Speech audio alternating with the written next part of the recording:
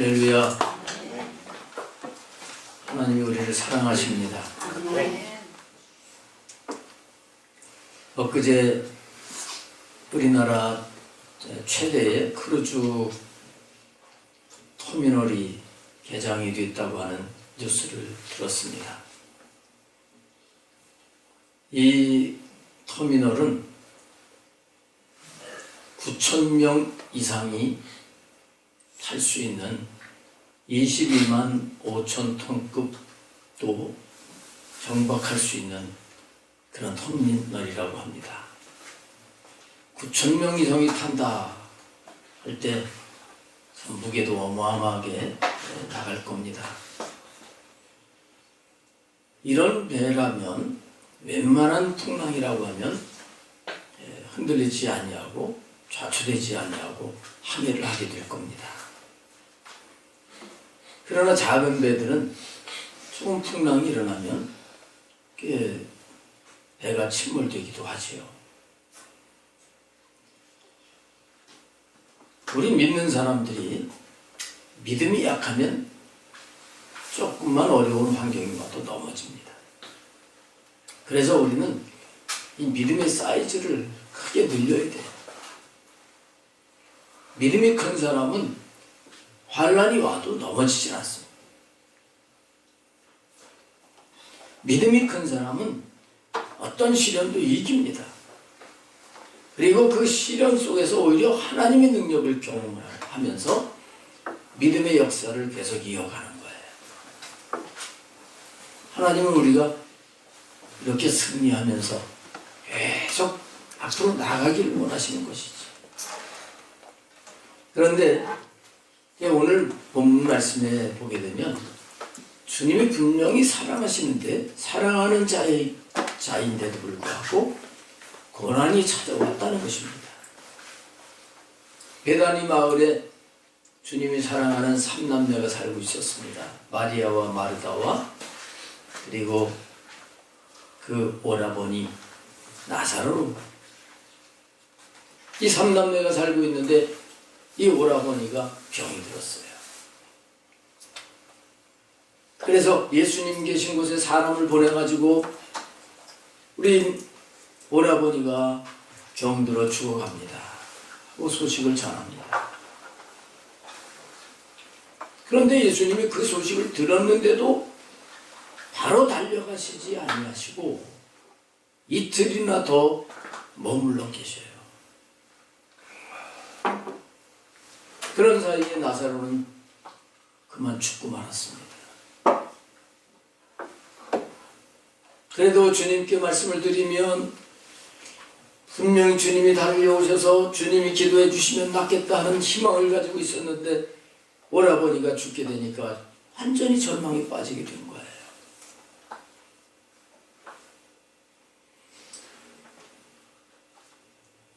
근데 오늘 말씀해 보게 되면 오늘 3절에 보면 이렇게 말씀을 하고 있습니다. 이에 그 누이들이 예수께 사람을 보내어 이르되 주여 보시옵소서 사랑하는 자가 병들었나이다 하니 분명히 이 3남매는 예수님이 사랑하시고 있다고 하는 것을 알고 있었습니다.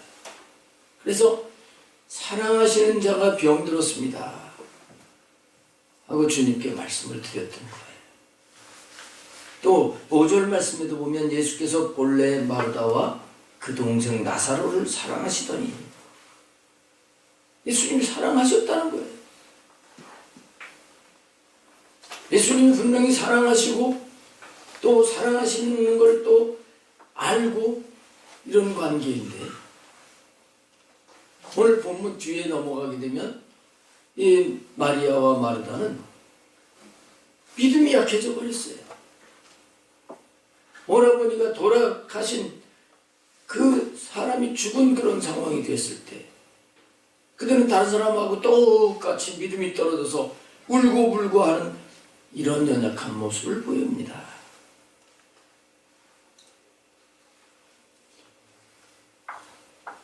여러분, 우리 믿음이 커져야 돼요. 분명히 하나님은 하나님의 뜻이라고 말씀을 하시면서 항상 기뻐하라고 하셨습니다. 범사에 감사하라고 하셨습니다. 이거 모두 다 할 수 있는 게 아니에요. 큰 믿음을 가진 사람은 주님이 원하시는 대로 기뻐하고 감사하며 살 수 있죠. 그러나 믿음이 작으면 문제가 왔을 때 그러지 못하는 거예요. 근데 이 믿음이라고 하는 것은 하나님의 말씀을 들으면서 믿음이 생기게 도 있잖아요. 근데 하나님의 말씀은, 이 성경의 말씀은 하나님이 우리를 사랑하신다는 겁니다. 이 하나님의 사랑을 알고 그 하나님의 사랑에 대해서 흔들리지 않는 사람은 믿음이 강한 겁니다. 분명히 성경은 우리를 하나님이 사랑하신다고 말씀을 하고 있어요. 그런데 우리는 삶 속에서 하나님의 사랑을 끝까지 믿지 못하고 살 때가 있다는 사실이지요. 왜 그럴까요?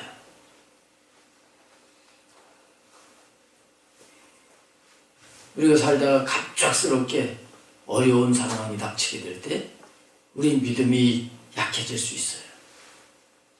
오늘 본문의 이 두 자매도 마찬가지지요. 나이가 얼마 됐는지 알 수가 없습니다. 그러나 분명히 이 자매는 주님을 사랑을 했고, 그리고 주님이 사랑하신다고 하는 걸 알고 있었고 믿음을 가지고 있었어요. 그런데 갑작스럽게 오라버니가 돌아가시게 되니까 그 믿음이 무너지게 됐다는 것이죠. 오늘 2절에 보면 이 마리아는 주께 향유를 붓고 머리털로 주의 발을 닦던 자요 병든 나사로는 그의 오라버니였더라, 이렇게 말씀을 하고 있습니다. 이렇게 주님을 사랑하고 믿음이 있던 사람인데 갑작스럽게 어려운 일이 닥치게 되니까 그 믿음이 흔들렸다는 거죠.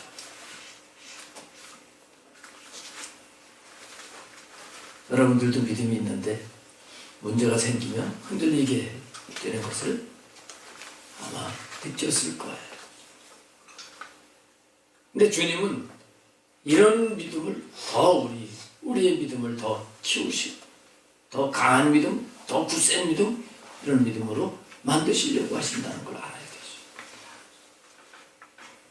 우리 예수님은 십자가를 지는 그 엄청난 고난 앞에서도 흔들리지 않으셨습니다. 하나님을 신뢰하셨습니다. 그리고 아버지의 뜻에 십자가에 죽는 이 길을 가셨습니다. 왜냐하면 아버지가 사랑하시는 그걸 예수님은 너무나 잘 알고 계셨던 거예요.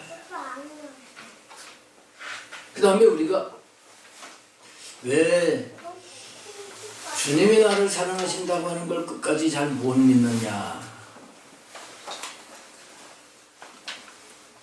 기도를 해도 응답이 금방 오지 않으면 의심이 오게 돼요.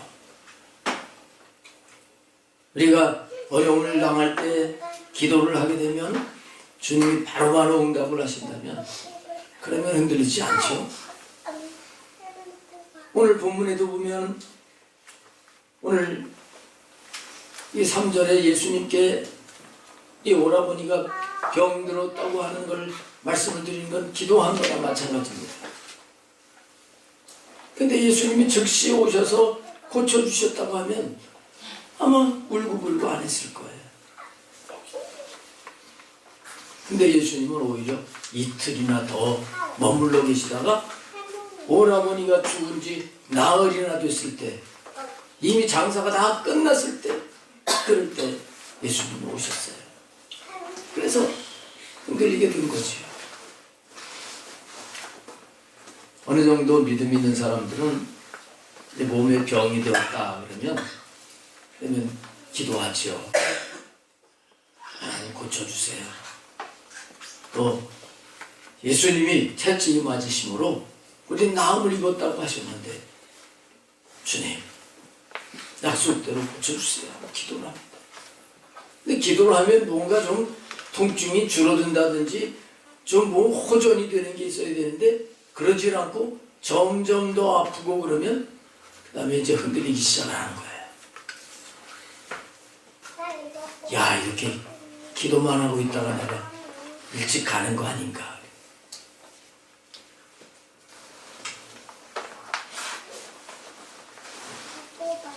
그러나 주님은 분명히 우리의 기도를 들어주십니다.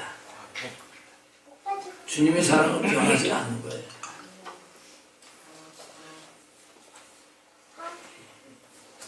오늘 예수님이 실수하셔가지고 이틀이나 더 머무르신 것입니까? 아닙니다. 다 주님의 뜻이 있는 거예요. 이걸 모르고 응답이 금방 오지 않으니까 믿음이 약해졌던 거예요. 그 다음에 우리의 주님을 향한 사랑이 계속 믿어지지 않는 것은 내 육신의 자아, 내 생각이 잘못됐다고 하는 거예요. 우리의 생각이 맞는 것 같지만 우리 생각이 맞습니까? 내가 생각하는 게 정확하게 전부 맞았다고 하면 아마 여기 계신 여러분들 지금 아마 세계에서 재벌이 됐든가 네? 뭐 대단하게 됐을 거예요.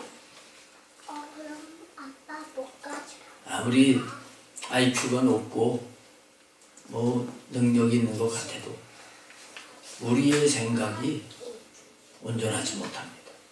근데 우리 인간은 자기 생각을 따라가는 거예요. 우리는 내 생각을 따라가지 말고 말씀을 붙잡아야 됩니다.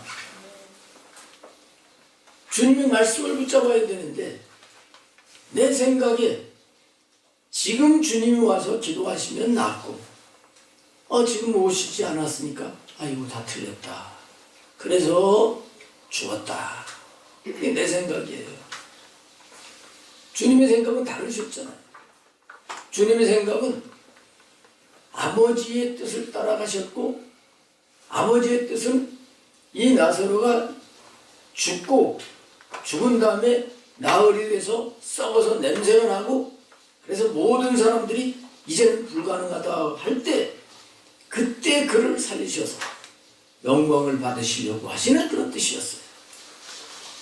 그리고 믿음이 없는 제자들이나 많은 주님을 믿지 않는 유대인들이 주님께 돌아오게 하시려고. 그래서 예수님께서 바로 가시지 않았는데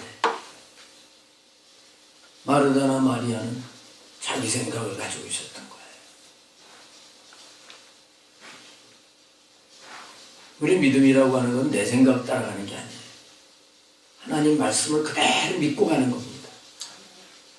여러분 잘 다 아실 거예요. 다 아실 거예요. 여기 계십니다. 로마서 8장 28절 뭐라고 말씀하셨습니까? 하나님을 사랑하는 자, 곧 그 뜻대로 부르심을 입은 자들에게는 모든 것이 합력하여 선을 이루느니라.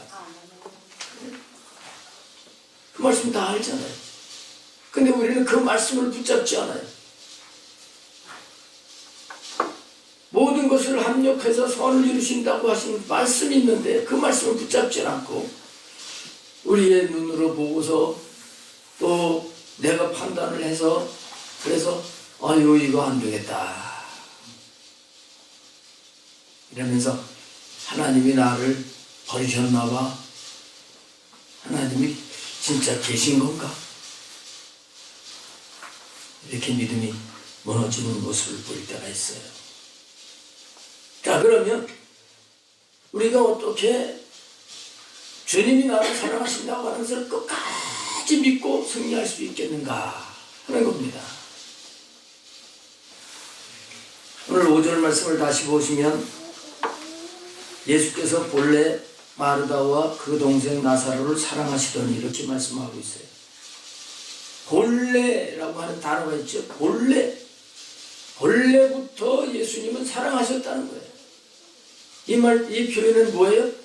지금 나사로가 병들었고 죽었을지라도 본래부터 지금도 사랑하신다는 의미가 있습니다. 여러분, 우리 하나님은 원래 사랑이시라 그랬어요. 하나님은 사랑이셔요. 사랑이신 하나님은 원래부터 사랑을 하십니다. 그 사랑이시기 때문에 타락한 인간들을 구원하시기 위해서 하나님이 세상을 이처럼 사랑하사 독생자를 주셨으니 누구든지 그를 믿는 자마다 멸망치 않고 영생을 얻게 하려 하십니다. 본래부터 모든 죄인들을 하나님은 사랑을 하셨어요. 그런 가운데 하나님께서 우리를 먼저 하나님의 자녀로 삼아주셨는데 이 사실을 우리가 놓쳐버리는 거예요. 조금 어려움이 있다고 아유 하나님이 진짜 사랑하신 게 맞았던가? 아니야 지금 날 버리신 것 같아? 그렇지 않습니다. 여러분 그런 얘기가 있잖아요. 90대 노모가 70세 아들, 딸, 야, 차 조심해라 하고 걱정하면서 얘기를 한다는 얘기 있잖아요. 얘기가 아니라 실제로.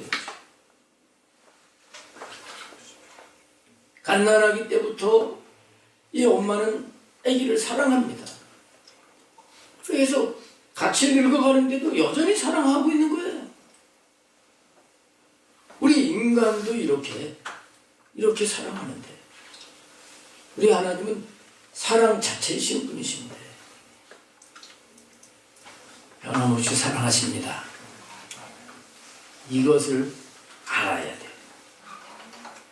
지금도 사랑하고 계신다고 하는 것을 내가 의지를 가지고 그거를 믿기도 해야 되겠지만 그게 느껴와야 돼요. 주님은 우리를 변함없이 사랑하시는 것입니다. 요한복음 13장 1절에 보게 되면 예수께서 세상에 있는 자기 사람들을 사랑하시되 끝까지 사랑하십니다.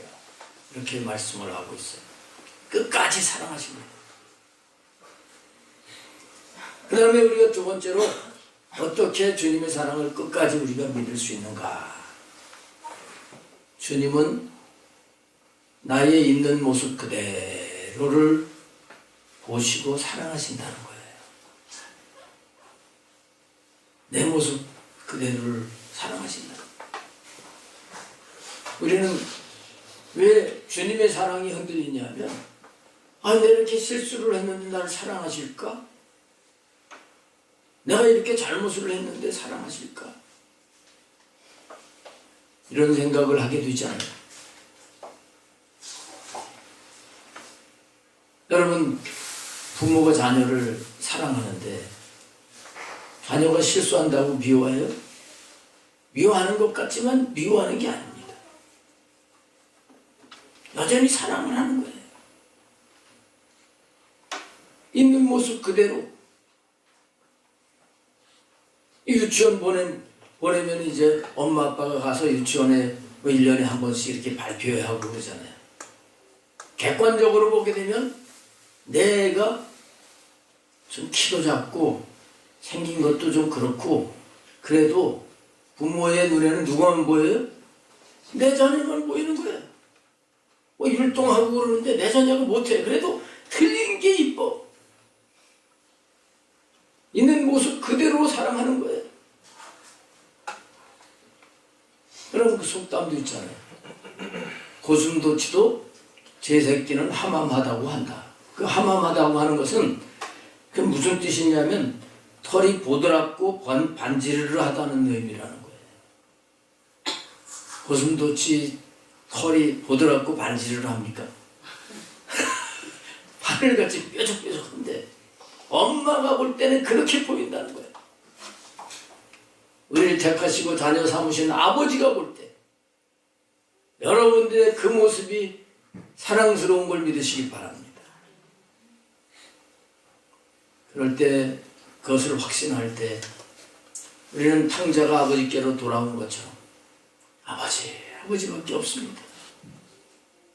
탕자가 아버지 속썩이고 아버지 재산 가지고 와서 다 탕진하고, 그런데도 아버지는 돌아올 걸 기다리고 있다가 아버지가 그 아들을 맞아주잖아요.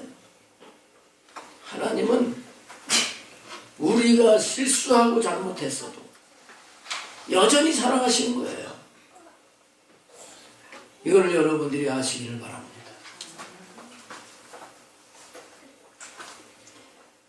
그 다음에 세 번째는, 우리 주님은 우리를 얼마나 사랑하시는지 친구로 여겨주시면서 교제하기를 원하시는 분이에요. 그럼 내가 싫어하는 사람하고 친구 사귀려고 합니까? 얼마나 사랑하시는지 친구로 여기시면서 교제하기를 원하십니다. 고린도전서 1장 9절에 보면 너희를 불러 그의 아들 예수 그리스도 우리 주와 더불어 교제하게 하시는 하나님은 미쁘시도다. 우리 하나님은 예수 그리스도를 친구로 삼아서 교제하게 하시려고 우리를 불러주셨다는 거예요. 그리고 주님도 우리와 사귀기를 원하시는 분이에요.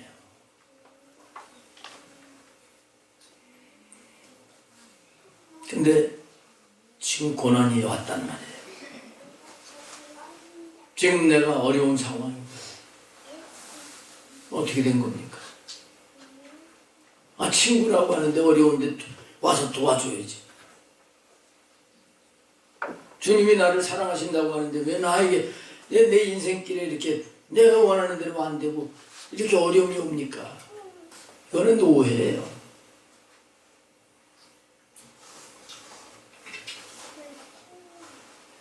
우리와 사귀고 싶으신데 우리가 자꾸 다른 걸 사랑하고 자꾸 주님과 격이 다른 그런 낮은 차원으로 가려고 할 때 그리로 가지 말라고 하시는 게, 그게 바로 징계, 그게 고난인 거예요. 그래서 징계가 사랑이에요. 히브리서 12장에 분명히 말씀을 했어요. 징계가 없으면 사생자여 버리운 자니라. 그래서 우리 믿는 사람들이 다 어려움이 있을 수 있는 거예요. 여기 주님이 사랑하시는 이 삼남매에게 어려움, 그럼 죽는 것보다 더 어려움이 어디 있습니까? 이 어려움이 있었는데 이것이 그들을 미워해서 그러신 게 아니라 그들을 통해서 영광을 받으시고 그들의 이름이 더 나게 하시고 더 믿음이 굳건하게 세워지게 하시고 여러 유익 때문에 주님이 그렇게 하신 거죠. 이 사실을 우리가 믿어야 되는 겁니다. 그 다음에 우리가 주님의 사랑을 끝까지 믿으려면 나에게 있는 고난은 연단이다. 나의 믿음, 나를 영적으로 성숙케 하시기 위한 연단이다. 나를 강한 그리스도의 용사로 만드시기 위한 훈련이다. 이렇게 믿고 나갈 때 우리는 끝까지 믿음이 변질되지 않냐고 성장할 수가 있는 것입니다.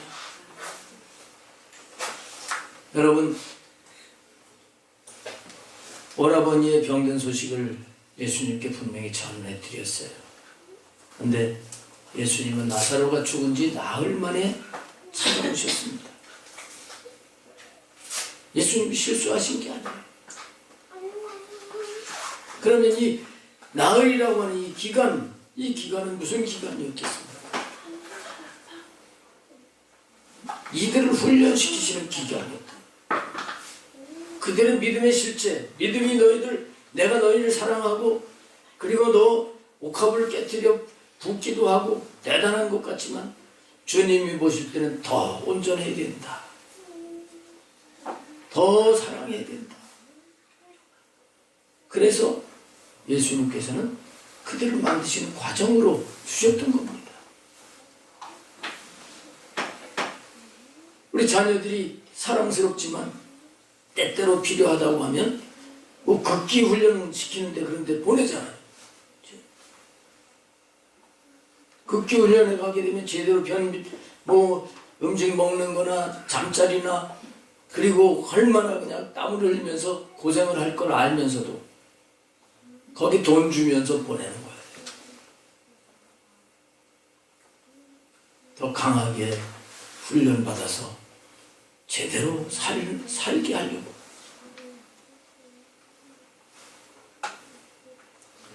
하나님은 우리를 때로 풀무불로 단련하신다고 성경은 말씀을 했어요. 연한 연철이라고 할지라도 뜨거운 풀무불에다가 넣었다가 또 찬물에다 넣었다 이걸 반복을 하면 쇠가 점점 강해지면서 날카로운 칼과 같은 이런 강철이 될 수 있는 거지요. 하나님께서 우리를 온전하게 만드시려고 분명히 우리를 사랑하시는데도 불구하고 때때로 어려움을 줄 수 있다는 사실을 믿으시기를 바랍니다. 그 다음에 우리는 주님의 사랑을 하나님의 말씀을 근거로 해서 십자가와 부활을 통해서 나를 사랑하신 그 사랑을 확신하면서 나가야 됩니다. 그래야 끝까지 믿음으로 이길 수 있습니다. 로마서 8장 31절부터 보면 정말 우리에게 힘을 주시는 그런 분명한 말씀을 하시고 있습니다. 만일 하나님이 우리를 위하시면 누가 우리를 대적하리요? 자기 아들을 아끼지 아니하시고 우리 모든 사람을 위하여 내주시니까 어찌 그 아들과 함께 모든 것을 우리에게 주시지 아니하시겠느냐? 누가 능히 하나님께서 택하신 자들을 고발하리요? 의롭다 하신 이는 하나님이시니 누가 정죄하리요? 죽으실 뿐 아니라 다시 살아나신 이는 그리스도 예수시니 그는 하나님 우편에 계신 자요 우리를 위하여 간구하시는 자시니라. 누가 우리를 그리스도의 사랑에서 끊으리요? 환난이나 곤고나 박해나 기근이나 적신이나 위험이나 칼이랴. 기록된 바 우리가 종일 주를 위하여 죽임을 당하게 되며 도살을 양같이 여김을 받았나이다 함과 같으니라. 그러나 이 모든 일에 우리를 사랑하시는 이로 말미암아 우리가 넉넉히 이기느니라. 내가 확신하노니 사망이나 생명이나 천사들이나 권세자들이나 현재일이나 장래일이나 능력이나 높음이나 깊음이나 다른 어떤 피조물이라도 우리를 우리 주 그리스도 예수 안에 있는 하나님의 사랑에서 끊을 수 없으리라. 사도 바울뿐만 아니라 우리들도 똑같이 주님의 십자가 죽으심과 다시 살아나심으로 우리를 하나님의 자녀로 삼아주셨어요. 이 사랑은 그 어느 것까지도 끊을 수가 없는 거예요. 그래서 환난이 와도 이것 때문에 주님의 사랑은 끊어지지 않는다. 박해가 와도 죽는다고 할지라도 하나님의 사랑은 끊어지지 않는다. 이 믿음을 갖게 되시기를 바랍니다. 사실 몰라서 믿음이 떨어지는 것이지 오늘 이 나사로가 죽은 것은 하나님의 섭리 가운데 보게 되면 훨씬 더 좋게 하시려고 나사로가 죽은 거예요.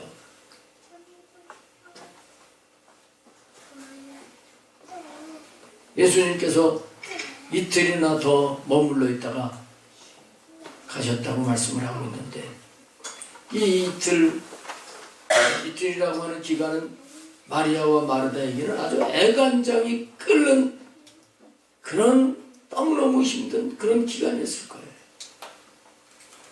그러나 주님은 일부러 이틀을 더 유하시고 그리고 또 거기까지 가는 거리 시간이 있기 때문에 나사로가 이미 장사가 다 지낸 다음에 가셨지만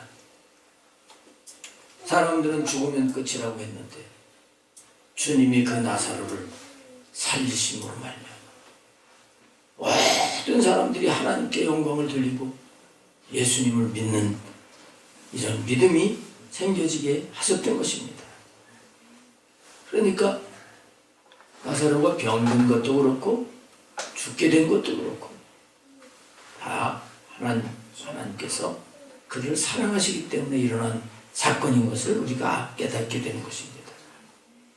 여러분, 주님은 저와 여러분도 사랑하시는 것입니다. 여러분들이 세상살이에서 내 마음대로 안 되고 고통 환난이 있어도 주님이 나를 사랑하신다고 하는 것을 믿고 굳건한 믿음으로 나아가시기를 바랍니다. 그리고 우리가 그 환경, 힘든 환경, 거기에 연연해서 그렇게 세월 보내지 말고 우리가 이 땅에 사는 동안 저 영원한 천국에서 영광과 상급을 받기 위해서 살아가는 삶을 살아야 되는 거예요. 내가 힘들다고 할지라도 이제 주님을 위해서 살아야 돼요. 나를 위해서 살지 말고 주님을 위해서 살라고 주님이 우리를 위해서 죽어주시고 구원해 주신 겁니다. 그리고 주님의 몸된 교회를 우리가 사랑하고 섬기면서 살아가는 이 삶은 없어지는 삶이 아니라 하나님 앞에 상급을 받을 삶이에요. 그래서 골로새서 1장 24절에 보면 바울 사도는 나는 이제 너희를 위하여 받는 괴로움을 기뻐하고 그리스도의 남은 고난을 그의 몸된 교회를 위하여 내 육체에 채우노라 이렇게 분명히 말하고 있어요. 그리고 무엇보다도 하나님은 우리가 이 땅에 사는 동안 멸망받을 영혼들을 전도해서 구원받게 하는 이 삶을 살기를 원하시는 걸 알아야 돼요. 여기에다가 우리가 힘쓰면서 주님의 사랑을 느끼고 주님 사랑하기 때문에 이런 삶을 살려고 한다고 하면 우리에게 있는 여러 가지 어려운 문제들, 질병이라든지 또 물질의 문제라든지 대인관계 문제라든지 그런 것들은 다 우리의 양약과 같은 것이 되고 넉넉히 믿음 안에서 이기게 되게 하시고 하나님께서 함께 하셔서 거기서 하나님이 놀랍게 더 좋게 하시는 이런 축복을 경험하게 될 것을 믿으시길 바랍니다.